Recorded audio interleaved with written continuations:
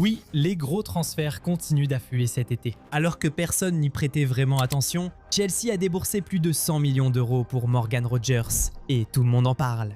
Oui, on sait tous que c'est un bon joueur, mais est-il aussi bon que ça? Pourquoi Chelsea a-t-il jugé bon de dépenser autant d'argent pour un numéro 10 alors qu'ils ont déjà Cole Palmer? Voici quelques-unes des questions auxquelles nous allons répondre dans cette vidéo aujourd'hui. Voici pourquoi Chelsea a signé Morgan Rogers pour près de 150 millions d'euros. Achetez maintenant sur Goal90 Shop. Tout d'abord, soyons honnêtes, c'est simplement la réalité du marché en ce moment. Elliot Anderson vient tout juste d'être transféré pour 135 millions d'euros. Sandro Tonali est parti pour 108 millions d'euros et Matheus Fernandez pour 100 millions. Ce sont tous des milieux de terrain qui, on peut le dire, ne sont pas vraiment meilleurs que Rogers et certainement pas aussi productifs que lui en termes de statistiques offensives. Avec cela en tête, nous ne sommes pas tellement surpris qu'Aston Villa ait demandé autant d'argent avant de laisser partir leur meilleur joueur. Mais indépendamment du marché, Chelsea avait-il vraiment besoin de Rogers? C'est un numéro 10, mais ils ont déjà l'un des meilleurs numéros 10 du monde, Cole Palmer. Pourquoi dépenser autant pour un autre? Tout d'abord, il faut se rappeler que Chelsea a un nouvel entraîneur et Xabi Alonso aligne souvent ses équipes avec deux numéros 10. Il peut utiliser une formation en 3-4-3 resserrée avec deux pistons, deux milieux défensifs, deux numéros 10 et un attaquant. Dans ce système, Rogers et Palmer seraient idéaux parce qu'ils n'ont pas le même pied fort, ce qui offrirait une attaque équilibrée. L'entraîneur pourrait changer le trio offensif en optant pour un numéro 10 et deux attaquants. Rogers jouerait alors devant avec Joao Pedro, pendant que Palmer serait le seul numéro 10. Nous avons vu Rogers jouer en faux neuf, et il a parfaitement rempli ce rôle. Alonso pourrait l'utiliser ainsi à Chelsea. Je veux dire, au Bayer Leverkusen, nous avons vu Alonso utiliser Grimaldo comme faux neuf, et lors de la finale de la Ligue Europa, rien que ça, il serait sûrement ravi d'avoir un joueur comme Morgan Rogers pour ce rôle. Ceci paraît probable vu les transferts réalisés par Chelsea durant ce mercato. Ils ont déjà mis Nicolas Jackson sur le marché, ce qui suggère qu'Alonso voit peut-être Rogers comme deuxième attaquant.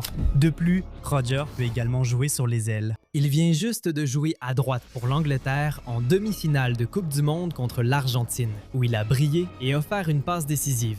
Mais, chose intéressante, lors de la saison 2025-2026, il a joué davantage comme ailier gauche. Il a joué à gauche 17 fois pour Aston Villa et a été directement impliqué dans 9 buts lors de ses matchs. Cela montre à quel point il est polyvalent. Milieu offensif, ailier gauche, ailier droit, deuxième attaquant, avant-centre, même milieu central et milieu gauche, ce gars peut jouer n'importe où. Avec Chelsea voulant se séparer de Garnacho et Gittens relégué au second plan la saison prochaine, Alonso pourrait miser davantage sur Rogers comme ailier. Qui sait? Un joueur comme lui reste précieux pour toute équipe. Il ne s'agit donc pas de recruter quelqu'un pour remplacer ou concurrencer Palmer. Ces deux-là peuvent parfaitement jouer ensemble. Aussi, n'oubliez pas que Morgan Rogers et Cole Palmer sont les meilleurs amis du monde. Rappelez-vous, ils étaient tous les deux dans l'équipe de jeunes de Manchester City, où ils sont devenus très proches. Ces deux-là ne seront pas concurrents. Ils aimeraient rejouer ensemble et leur complicité profiterait beaucoup à Chelsea. En fait, il est probable qu'on les voit faire ensemble la célébration Ice Cold chaque fois que l'un d'eux marque. Chelsea a sûrement d'autres raisons d'avoir déboursé pour Rogers que nous allons évoquer bientôt. Mais si tu n'es pas encore abonné à la chaîne, c'est le bon moment pour le faire afin de ne jamais manquer notre contenu incroyable. C'est fait? Parfait, revenons à la vidéo. En vérité, les chiffres parlent pour Rogers et très fort. Lors de la saison qui vient de se terminer, il a été l'un des deux seuls joueurs anglais à atteindre la barre des 10 à la fois en buts et en passes décisives pour un club de Première Ligue, après avoir marqué 14 buts et délivré 11 passes décisives pour Aston Villa. Le seul autre anglais à avoir atteint lui aussi la barre des 10 en buts et en passes décisives est Jarrod Bowen, qui a marqué 11 buts et délivré 12 passes décisives pour West Ham. Et c'est un joueur particulièrement créatif. Il figurait dans le top 10 de la Première Ligue pour les grosses occasions créées, tout en marquant de nombreux buts. Il est aussi parmi les meilleurs porteurs de balles du championnat. Il possède la puissance, l'intelligence et la technique pour récupérer le ballon dans sa moitié de terrain et avancer jusqu'au dernier tiers. Il est un lien clé entre le milieu et l'attaque et une équipe comme Chelsea l'appréciera beaucoup. Ils le jugeront encore plus précieux car c'est un joueur qui ne lâche rien. Les supporters se sont plaints de l'impact physique de Palmer et de la facilité avec laquelle on peut le bousculer et lui prendre le ballon, ce qui le fait parfois souffrir dans les matchs où les adversaires sont costauds et le serrent de près.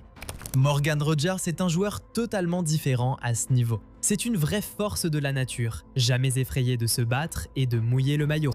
Sous Thomas Tuchel, il est le 3e milieu de cette équipe d'Angleterre, à avoir récupéré le plus de ballons derrière Elliot Anderson et Declan Rice.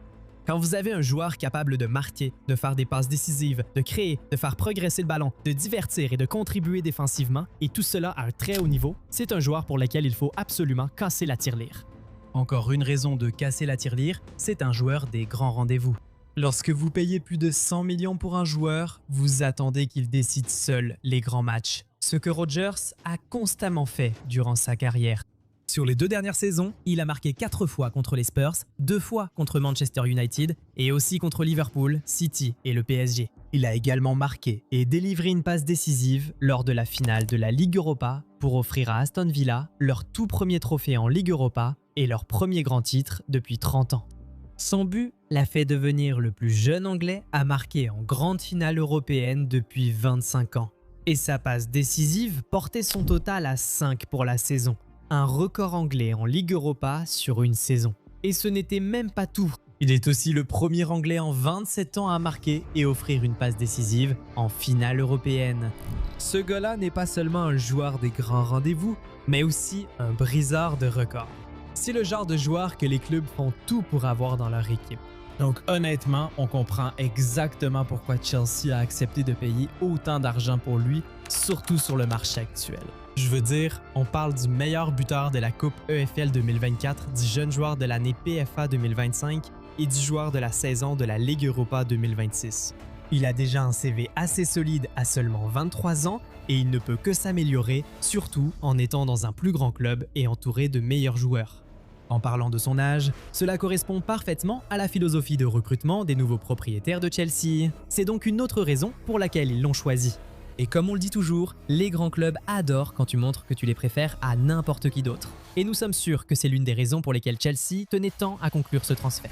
Arsenal, rival londonien, s'intéressait beaucoup à Rodgers ces dernières semaines et préparait déjà une offre officielle selon des rapports. Après avoir parlé avec Xabi Alonso, l'ex-joueur de Middlesbrough a choisi Chelsea au lieu des champions en titre de Premier League. Cela a sûrement renforcé l'envie de Chelsea de le recruter et ils ont tenté de conclure l'affaire rapidement. Quoi qu'il en soit, il est temps de vous entendre. Que pensez-vous de ce transfert? Chelsea a-t-il fait une bonne affaire ou a-t-il payé trop cher? Selon vous, comment Morgan Rogers va-t-il s'en sortir à Stamford Bridge? Donnez votre avis en commentaire.